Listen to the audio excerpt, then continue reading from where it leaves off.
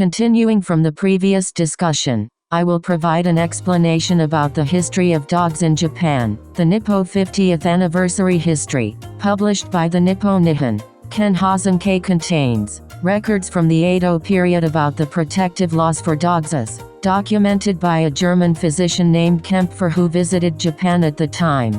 Let's delve into this content. Extraordinary protection laws for dogs. Around 1727 in Japan, dogs were treated with an exceptional degree of care and attention, as evident from records like the following. Near the moat of the castle, not far away, a new decree signboard was displayed, surrounded by a crowd of people. The pillars held 20 silver coins firmly affixed, and it was written, "Recently, someone killed a dog. A reward will be given to the person who finds the culprit." Under the current emperor's rule, many unfortunate individuals were thus severely punished for the sake of mere dogs. Furthermore, the records continued as follows. Among the citizens of Nagasaki, dogs are counted as if they were part of the community, just like humans. In fact, they are cared for and looked after even more meticulously than humans. The emperor's peculiar command, although relatively lenient in this distant land from the imperial palace,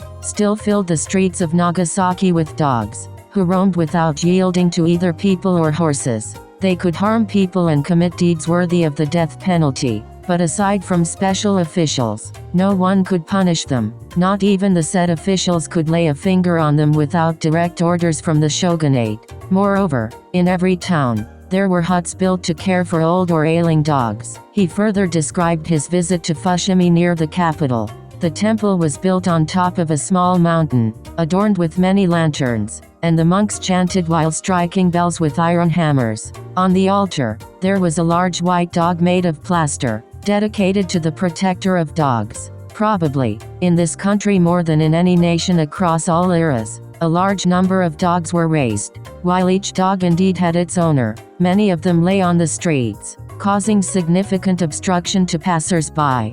Each town had to raise a certain number of dogs by order. Ailing dogs received nursing in huts built in the town and were buried reverently on hilltops when they passed away. No one could mistreat or speak ill of dogs, as it was a serious offense. If a dog did something wrong, the matter was reported to its owner, who had to discipline it. This extraordinary attention and protection towards dogs in Japan can be attributed to superstitions related to the year of the dog in the Japanese zodiac, as the emperor was born in that year. There is an interesting anecdote as well. When a person was carrying a dog's body to bury it on a mountain top, he began to complain midway about the weight, and this complaint turned into resentment against the emperor, who was born in the year of the dog, and his troublesome decree. At that moment, one of his friends cautioned him, "You should not voice such grievances. You should be grateful it's just a dog. If the emperor were born in the year of the horse, the weight of the load would be much heavier." Please note that this account by Kempfer is a personal record and may contain several inaccuracies.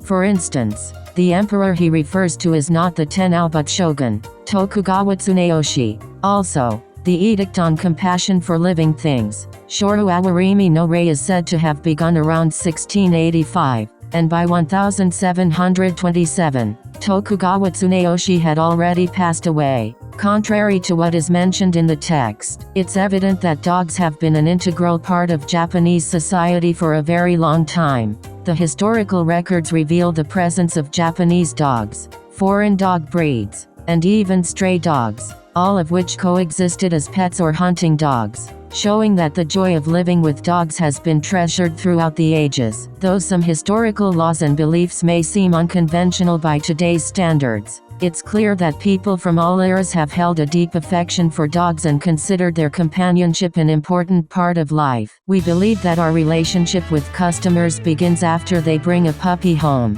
Our motto is "Our foundation is family." We strive to be like family to our customers for a lifetime.